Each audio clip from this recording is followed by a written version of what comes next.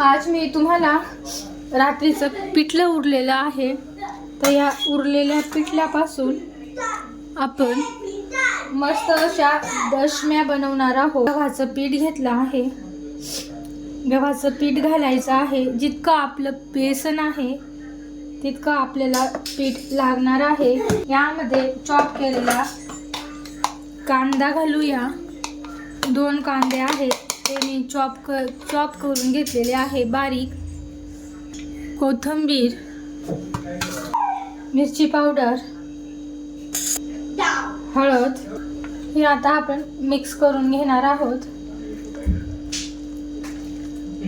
आपल्याला बेसनामध्ये जेवढं पीठ लागेल तितकं पीठ टाकून घ्यायचं, एकत्र मळून घेत आहोत। जितकं आपल्या बेसनमध्ये पीठ माईल तितकंच आपल्याला टाकायचं आहे आणि ते मळून घ्यायचं आहे। बघा, सर्व असं जेवढं पीठ टाकलं होतं तेवढं सगळं एकत्र मिक्स झालं आहे। छान आपला हा गोळा तयार झालेला आहे। बघा, आपलं पीठ रेडी झालं आहे। मस्त असं पीठ मळून घेतलेलं आहे। आता आपण एक मोठा असा गोळा घेऊया। गोळा घेऊन आपल्याला छान असं दशमी लाटून घ्यायची आहे। आपण पीठ लावून घेणार आहोत, दशमी बनवून घ्यायची आहे। लाटूया।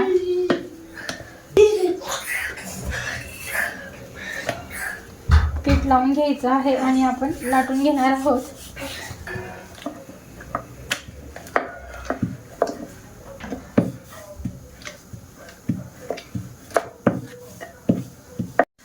आपण उचटीच्या सहाय्याने असे पोचे पाडून घेणार आहोत।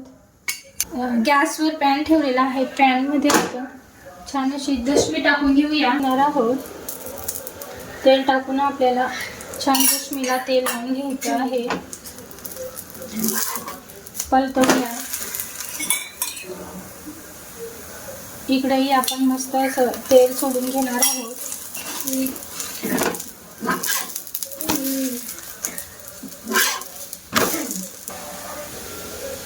दशमी आपली तयार झाली आहे। ताटामध्ये काढून घेणार आहोत। वाव, एकदम मस्त।